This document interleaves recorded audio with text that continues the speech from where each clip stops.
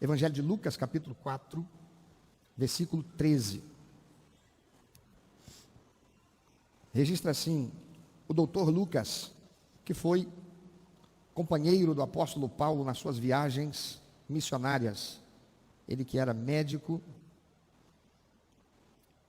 e que fez uma pesquisa, sendo ele um acadêmico, foi às fontes, entrevistou certamente aqueles que foram testemunhas oculares, aqueles que presenciaram, aqueles que conviveram com o Senhor Jesus.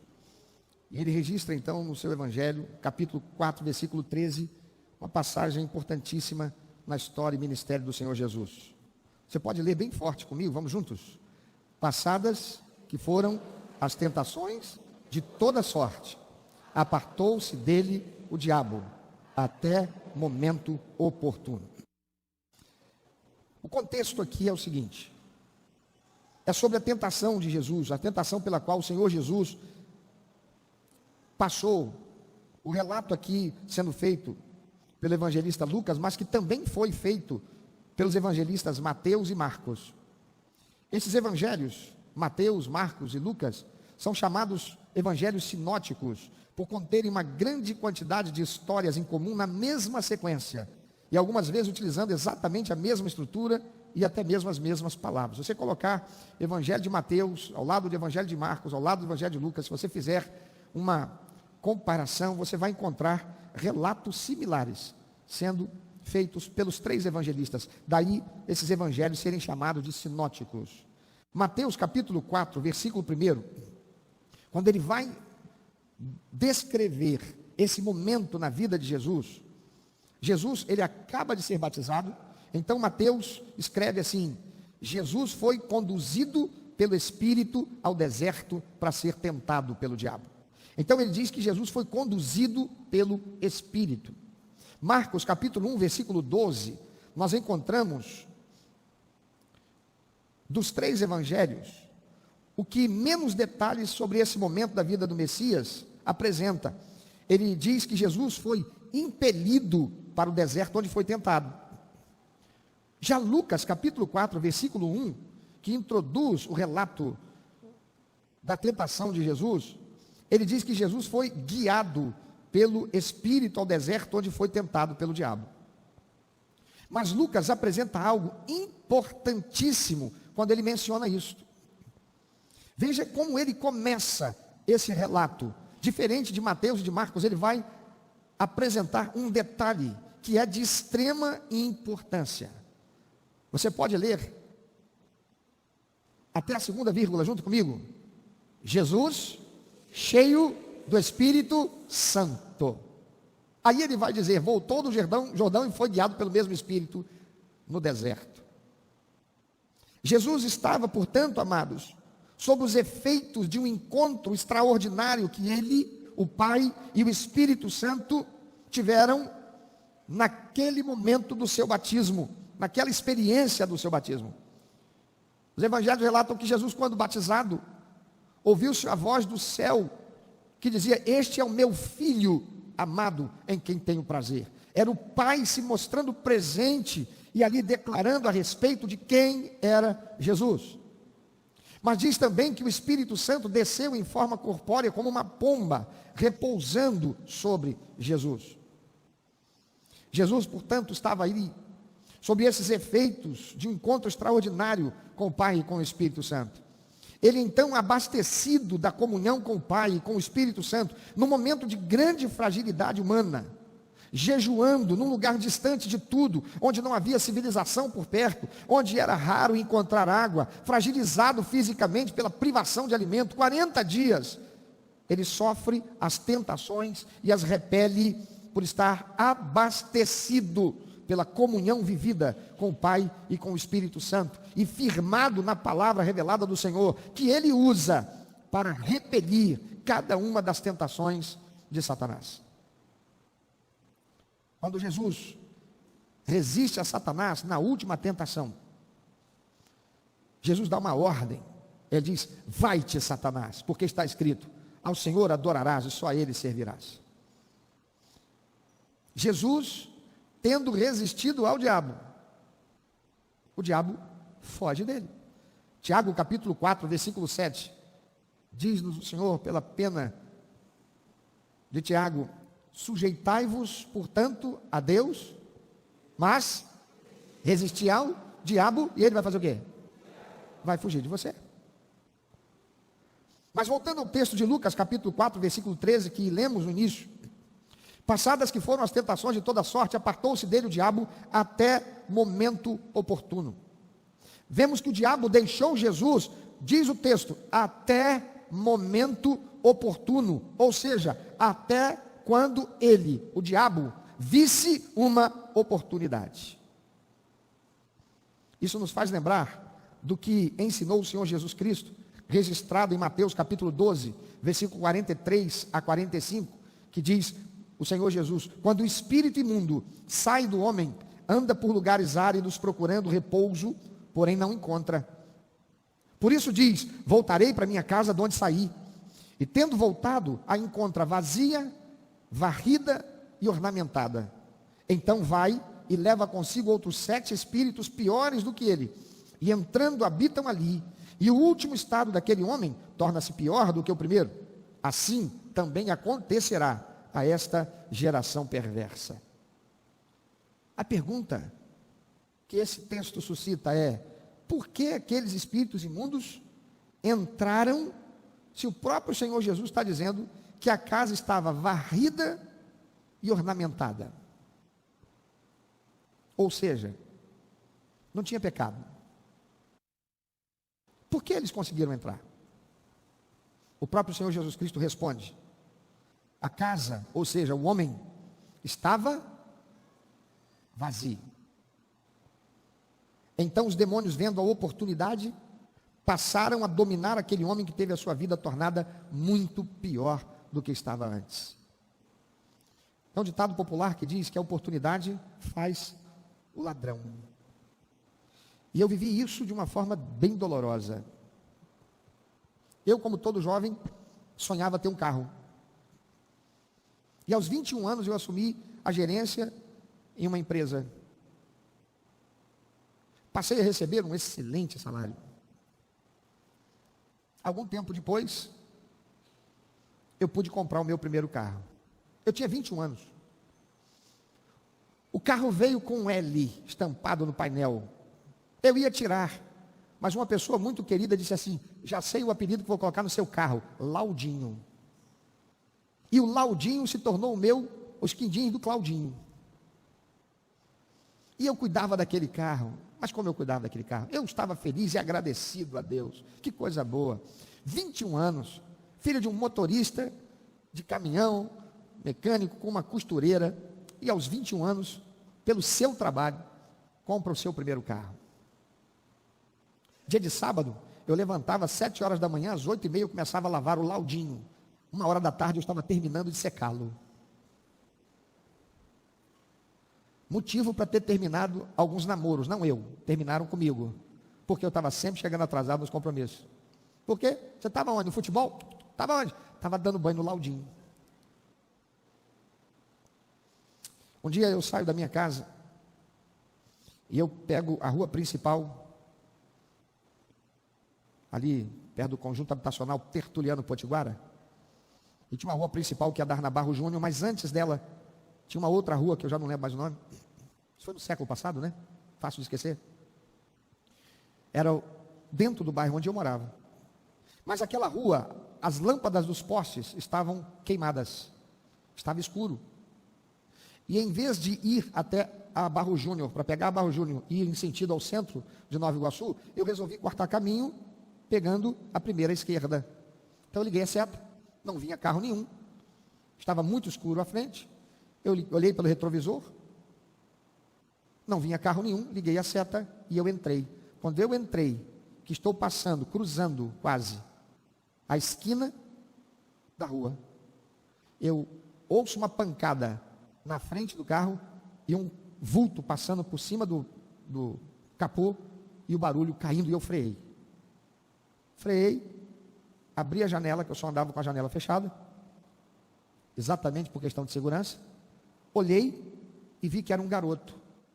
O garoto estava vindo, aquela rua ela é descida, ele estava vindo na mão dele, de bicicleta, completamente no escuro e apagado, sem nenhum olhinho de gato, para refletir uma luz qualquer que fosse, ou eu teria visto, farol batendo, e eu, por não tê-lo visto, quando eu biquei, ele bateu no bico do capô da frente do carro, voou do outro lado, e ele estava com os 2 braços quebrados.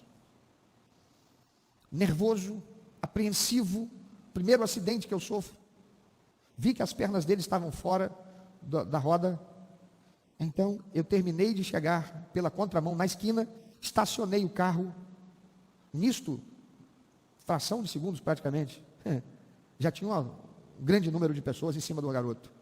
Eu puxo o freio de mão, abro a porta, saio do carro pensando em dar socorro ao rapaz, ao garoto, e deixo o carro, a porta aberta, chave no contato, motor ligado, em ponto morto, e vou socorrer o garoto. Quando eu estou socorrendo o garoto, já nervoso por causa da aglomeração, eu não era muito conhecido naquela área do bairro, mas vejo uma pessoa conhecida do meu relacionamento de infância, e digo, rapaz, faz um favor para mim, e aponto para o meu carro, vai lá, desliga o carro para mim, traz a chave. Quando eu fiz isso, olhando para o carro, eu vejo um estranho entrando dentro do carro e fechando a porta. Eu corro até o carro, quando eu chego diante dele, o vidro que estava só pela metade, ele acabou de fechar, bateu o pino, olhou para mim e disse assim, fez assim, engatou a marcha e foi embora. E eu fiquei parado, 21 anos, primeiro carro comprado, vendo o fruto do meu trabalho, suado, sendo levado por um ladrão. Por que é que aquele ladrão roubou o meu carro? Porque ele teve oportunidade. Qual foi a oportunidade que ele encontrou? Eu cometi algum pecado? Não. Eu não fui culpado pelo acidente. O garoto estava vindo no escuro, numa bicicleta. Quem usa farol em bicicleta aqui na cidade? Lá na roça pode ser que ainda tenha. Mas não tinha nem um olhozinho de gato. Você sabe o que é olho de gato? É aquela peçazinha que reflete a luz. O farol, se batesse, eu ia ver, teria freado e ele passava. Mas nada, então eu não fui culpado pelo acidente. Mas eu estacionei o carro e saí do carro com a chave ligada, motor ligado, carro em ponto morto, freio de mão puxado e larguei a porta aberta. Por que eu não peguei, desliguei o carro, saí do carro, fechei, não podia nem ter trancado, mas levava a chave comigo, não teria tempo para o camarada entrar e levar meu carro. Eu dei a oportunidade que o ladrão que estava ali, por acaso, deve ter pensado, rapaz, na hora certa e no lugar certo, para fazer um otário triste. Se eu não tivesse me deixado levar pelo sentimento, se eu não tivesse permitido o desespero tomar conta de mim, se eu tivesse um pouco de experiência, talvez se eu tivesse acompanhado por alguém e não estivesse sozinho, aquilo não teria acontecido. O que nos faz lembrar algumas verdades que encontramos na Bíblia, por ensinamento da Bíblia. Melhor serem 2 do que 1. Sozinho é o que? Perigoso. Sozinho é perigoso. Se você está andando sozinho, nós somos o que? Um alvo fácil. Eu fui um alvo fácil. As minhas emoções tomaram conta. E eu nem pensei naquilo que eu estava fazendo, de oportunidade que eu estava criando, para que o inimigo pudesse roubar daquilo que era tão importante, precioso para mim, que me custou tanto. É dessa maneira, queridos, que o diabo faz. Ele só precisa da oportunidade. É isso que Jesus está dizendo. O demônio, quando sai do homem, ele vai para lugares áridos. Mas lá ele encontra 7 piores do que ele e diz, eu vou voltar para minha casa. Quem aqui já não ouviu falar que a pessoa é aparelho, é cavalo, é casa? Eu vou voltar para minha casa e levo os 7 com ele, piores do que ele. Quando chega lá, diz Jesus, encontra a casa ornamentada, varrida, não tem pecado, mas ela está vazia. O problema daquele homem que ficou livre do demônio é que, embora estivesse sem pecado, ele estava vazio. Vazio de quê? Vazio de Deus. Sem comunhão com o Espírito Santo de Deus.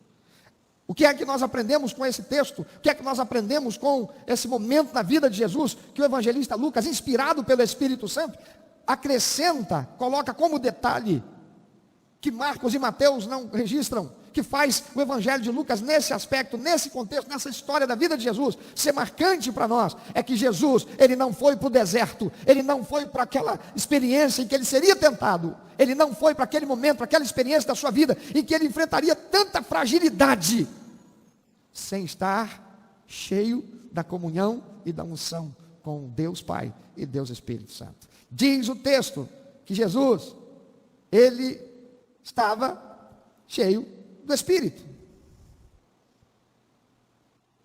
Só então ele vai. Há muita gente que está assim como aquele homem. Foi tornada limpa ao receber Jesus como único, eterno, suficiente Salvador.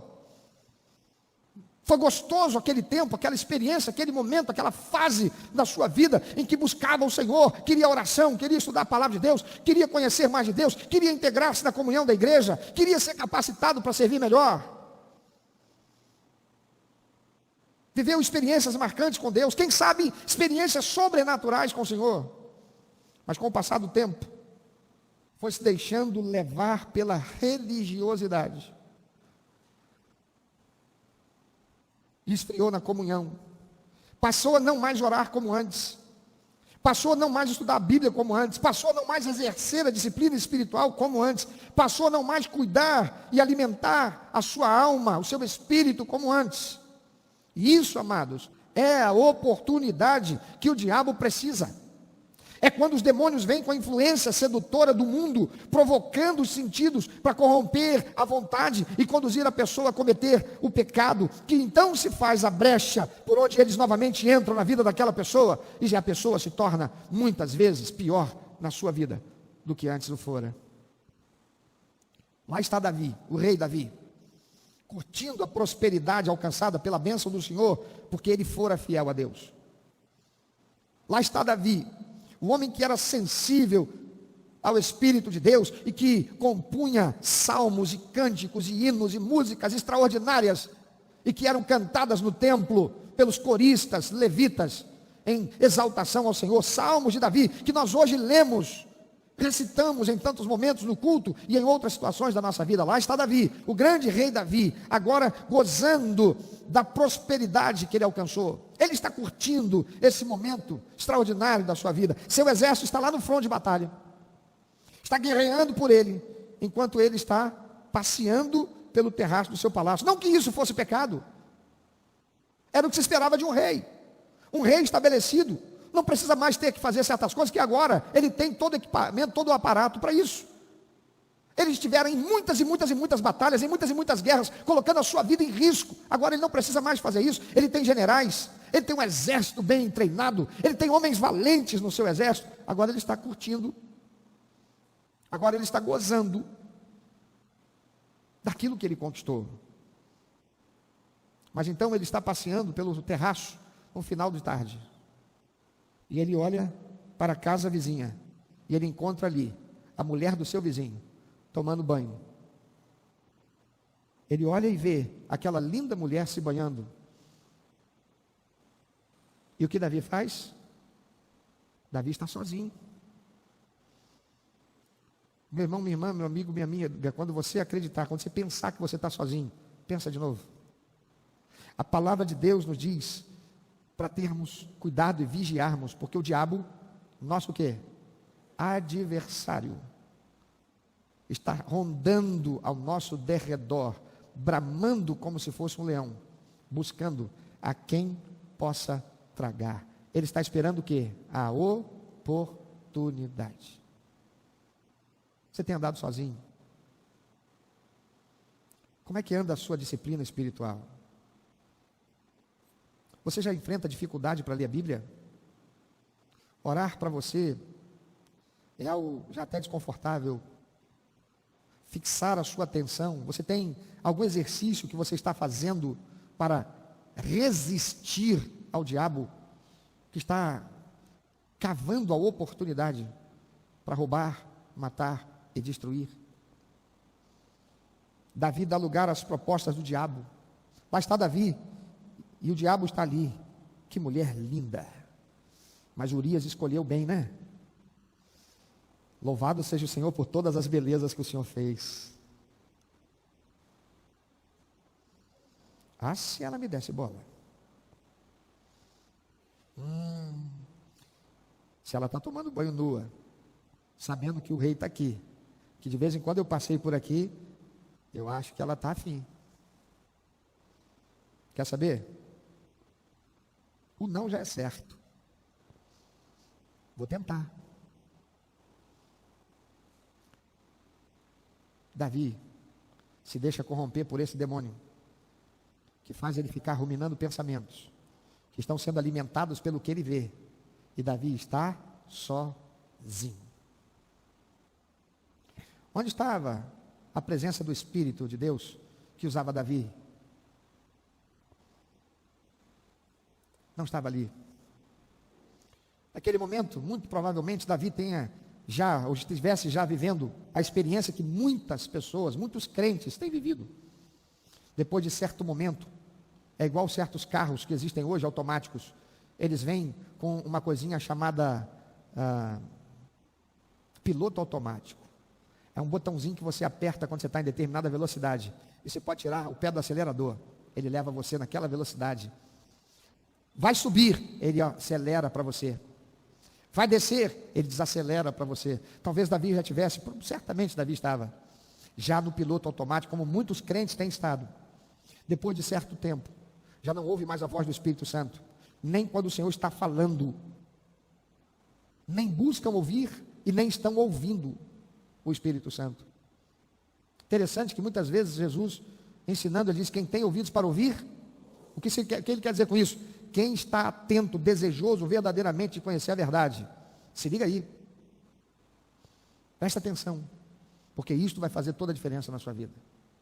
Amados, 1 Coríntios capítulo 10, versículo 12, diz que aquele que julga estar firme, cuide para que não caia. Ele não diz aquele que está firme, ele diz aquele que julga. Quem é de nós que pode dizer: eu estou firme na rocha? Quem pode dizer? Eu? Não. Nós temos que dizer é que estou buscando estar firme na rocha. Porque aquele que está firme, pensa estar firme, cuide para que não. Como é que a gente pode cuidar para não cair? Alimentando o espírito e sufocando a carne. Alimentando o espírito e sufocando a carne. Não andando sozinho, nos permitindo prover a oportunidade que o diabo precisa para roubar de nós. Se eu tivesse acompanhado dentro daquele carro, fatalmente aquilo não aconteceria. A pessoa vendo que eu saí, ela teria ido lá, desligado a chave, fechado o carro para mim e ido encontrar-se comigo. Mas eu estava sozinho. Sozinho nós somos um alvo fácil, porque nós somos sujeitos às nossas próprias emoções. E aquilo que nós vemos, aquilo que nós ouvimos, aquilo que nós sentimos o odor, aquilo que nós degustamos, aquilo que nós tocamos, comunica a nós alguma coisa que pode construir em nós um sentimento que se faça a oportunidade, pelas atitudes que teremos ou as que não teremos. A palavra de Deus diz que Jesus era um ser humano como eu e você, 100% humano. Ele deixou a sua glória, ele abdicou da sua glória e veio habitar entre nós como um ser humano como eu e você, sujeito às mesmas dificuldades, às tentações, às provações, a tudo que eu e você passamos e sofremos. Mas o evangelista Lucas, escrevendo o seu evangelho, ele registra dizendo que Jesus, cheio do Espírito Santo, foi levado, foi guiado, foi conduzido pelo Espírito de Deus ao deserto. Ele lá precisava estar para se preparar e iniciar o seu ministério. Você acha mesmo que Satanás não ia fazer nada? Sabe, querido, você que estava desempregado e conseguiu um emprego agora, glória a Deus, aleluia, uhul! Não vigia não. Você que até um dia desse não tinha salário, não podia comprar uma água para beber lá fora. Agora você tem salário e você tem emprego, não vigia não. Eu não dou 3 meses para você estar amaldiçoando o emprego que você tem. Eu não dou 3 meses para você estar recebendo o salário e reclamando do que você recebe. Eu não dou 3 meses para você começar a se sentir sem interesse pela leitura e estudo da palavra de Deus. A dedicar tempo para estar orando e buscando a Deus. Sabe por quê? Porque o diabo, ele é sujo, ele sabe manipular a nossa psique. Ele sabe lidar com as nossas emoções.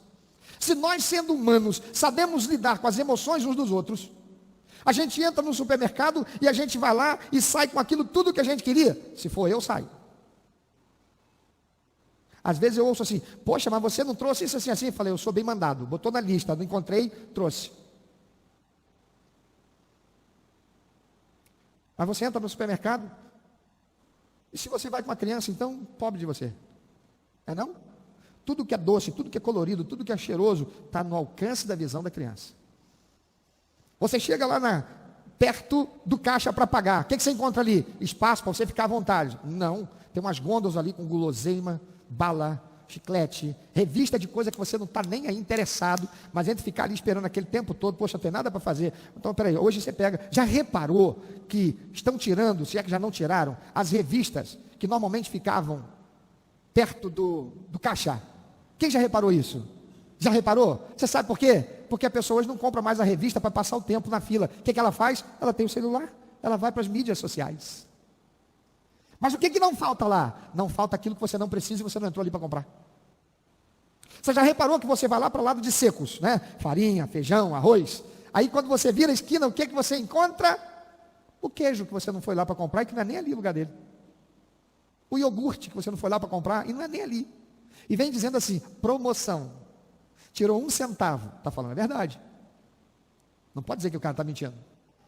Mas ele está no lugar que é dele? Não, por que ele está ali? Porque ele está dizendo assim: olha como eu sou cheiroso, olha como eu sou gostoso, olha como eu sou saboroso. É nada mais, nada menos que ir vendo a mulher que o fruto era apetitoso ao paladar e atraente à vista, tomou e comeu.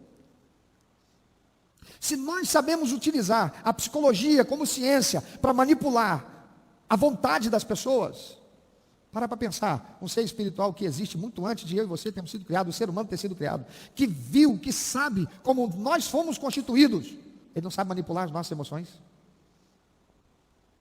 A palavra de Deus diz pelo evangelista Lucas, que antes de Jesus ir para o deserto, para a preparação espiritual que ele precisava, e ele seria tentado, o diabo não perderia essa oportunidade. Sozinho lá, vai ficar fragilizado, vai sentir sede, vai sentir fome, vai sentir solidão. Mas Lucas diz, vamos ler juntos bem forte: Jesus, cheio do Espírito Santo. Você tem sido cheio do Espírito Santo? Pensa sobre isso. Jesus disse: o diabo volta com mais 7. O diabo é todo demônio. Volta com mais 7. Mas encontra a casa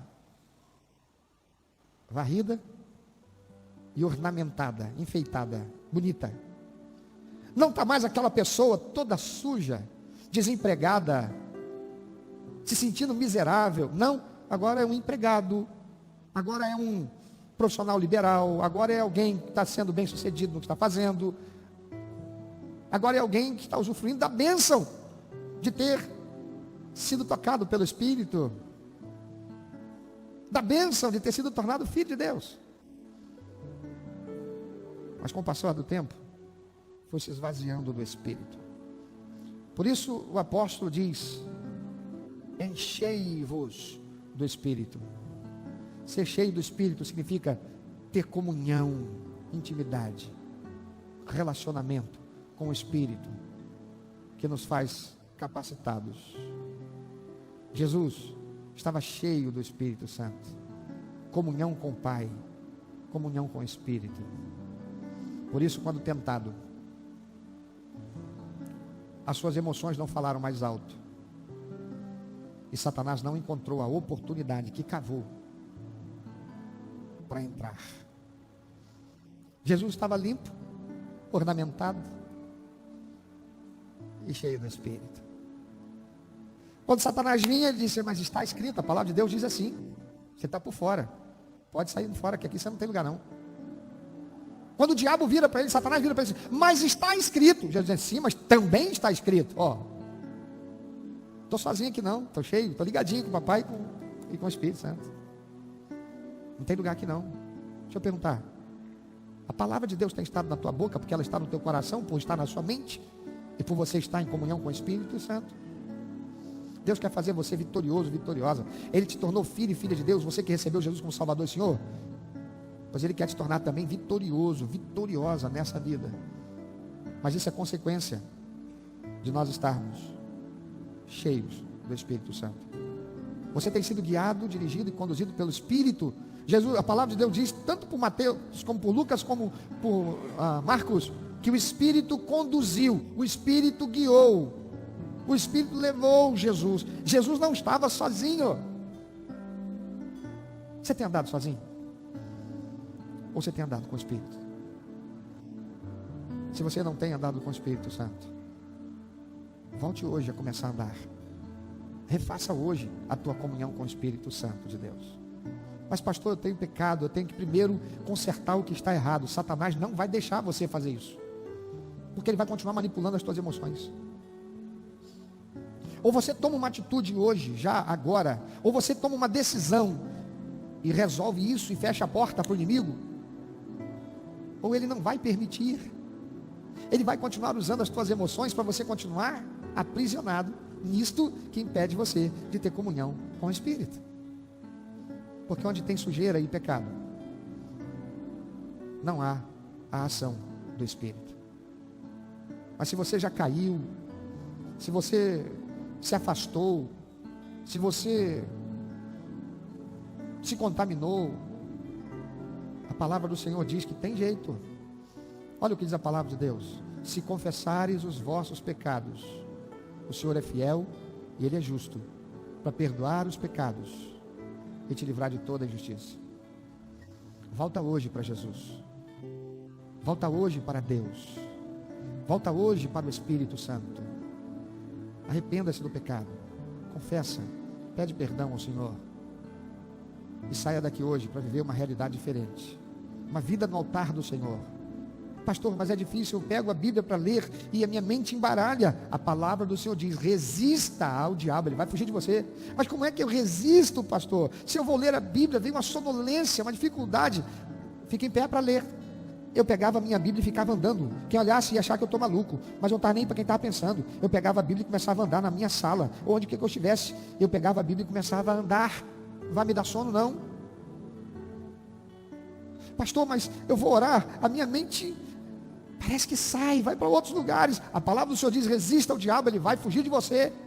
Você ontem não conseguiu, hoje te bate aquele desânimo, não consegui nem orar, não vou orar, tem esse negócio. Aí você desiste. A palavra de Deus diz, resiste, não é desiste. Mas porque você desiste, você não vence. E Deus não vai entrar nessa parada aí por você. Ele não vai fazer por você o que você tem que fazer. Quando Jesus vai ressuscitar Lázaro, Lázaro está morto e sepultado há 4 dias. Um corpo fétido, em decomposição, 4 dias sepultado. Jesus chega diante do túmulo de Lázaro. Lá está a pedra que tapava a boca do sepulcro. Jesus, você sabe, ressuscitou Lázaro. Se ele tinha o poder para ressuscitar Lázaro, ele não podia fazer aquela pedra sair do lugar. Se ele pôde multiplicar 5 pães e 2 peixinhos e alimentar uma multidão, milhares de pessoas, que seria para Jesus dar a ordem de dizer, pedra, sai, desfragmenta, quebra, sai desse lugar, sem que ninguém precisasse colocar a mão. Mas Jesus disse para os homens que lá estavam, tirem a pedra. Eles rolaram a pedra. Jesus então faz o que ninguém ali podia fazer. Ele diz, Lázaro, vem para fora. E lá vem Lázaro, amarrado, envolto em panos. Lá está Lázaro vindo. E diz a palavra de Deus que ele estava todo enrolado em panos, enfaixado, mãos e braços e pernas. Então Jesus dá outra ordem, liberem ele, desfaçam, desamarrem-no. Jesus não fala, panos, saiam. Não. Jesus não vai fazer, Deus não vai fazer, o Espírito Santo não vai fazer aquilo que eu e você temos que fazer. E a palavra de Deus diz, resista ao diabo, ele vai fugir de você. Você está afastado do Evangelho, quer voltar hoje? Volta hoje para Jesus. Só você tem a ganhar, o diabo perde. Sua família tem a ganhar, o diabo perde. Teu futuro você vai ganhar, o diabo perde. Quer voltar hoje para Jesus? Você quer hoje receber Jesus como teu único, eterno, suficiente Salvador? Se você está participando conosco pela internet, você quer fazer essa decisão, volta hoje, entrega a tua vida hoje para Jesus. Tem um QR Code na sua tela aí. Usa esse QR Code, faz um contato conosco. Nós queremos orar com você, a gente quer acompanhar você. Sozinho você é um alvo fácil. Jesus criou a igreja, estabeleceu a igreja para sermos a família de Deus, para um estar junto do outro e nós não andarmos sozinhos, para nós nos apoiarmos, mutualidade. vencer, família de Deus conosco. Você está conosco aqui, tem uma decisão a fazer. Você quer receber Jesus como teu Salvador, Senhor? Quer voltar hoje para o Senhor? Quer dizer hoje para o diabo, perdeu, Satanás, eu vou agora tomar essa posição com o Senhor. Não fica sentado na tua cadeira, não. Faça algo. Tem que ser algo que seja mais do que meramente algo consciente, racional. Tem que ser algo racional que se manifesta. Não fica sentado no teu lugar. Fica em pé onde você está. Começa a falar com Deus. Abre a tua boca. Diga: Satanás, perdeu, hein? Essa palavra de Deus hoje eu recebi para mim. Eu vou fazer diferente. Aleluia, aleluia, aleluia. Louvado seja o nome do Senhor. Quem mais? Quem mais? Vamos, não é leilão não. Isso é incentivo. Você precisa de Jesus. Você quer o Senhor entrando na tua vida. Você quer fazer novas todas as coisas na tua vida. Quer começar algo novo, um tempo novo de resgate, de comunhão, de construção de intimidade com o Espírito Santo, de ganho de poder pela unção do Senhor. Levanta, faz pensa de joelho, mas não fica só sentado não. Não é porque eu quero ver, é porque o mundo espiritual precisa ver. É o teu confronto com aquele que tem manipulado os teus sentimentos para fazer você perder. Mas diga para ele hoje: quem perdeu foi você. E eu começo uma nova realidade hoje. Aleluia. Abra a tua boca, começa a falar com Deus. É do teu jeito. Pastor, mas não sei orar, mas você sabe falar, orar e falar com Deus. O que você tem que falar com Deus? Começa por aquilo que a palavra do Senhor diz: se confessares os vossos pecados, o Senhor é fiel e justo. Diga para Deus: Senhor, eu reconheço, eu tenho feito isso que desagrada o Senhor, isso que entristece o Senhor, mas eu digo agora: chega. Agora eu digo: acabou. Agora eu determino para a minha vida que viverei um tempo novo. Agora eu digo para Satanás: chega. Eu entrego a minha vida para o Senhor Jesus. Fala com Deus. Fala com o Senhor. Você que está participando conosco pela internet, não tome essa decisão e fica aí só para você não. Entre em contato com a gente. Nós queremos estar ao seu lado. A palavra de Deus diz que é melhor serem dois do que um, porque dois no inverno se aquecem. Trabalhando juntos tem maior ganho. Se um estiver fragilizado, antes que caia, o outro ajuda a não cair. E o cordão de 3 dobras não se rompe facilmente. Venha ser eu, você e o Senhor Jesus. Vamos andar juntos. Vamos ser família de Deus. Entre em contato com a gente.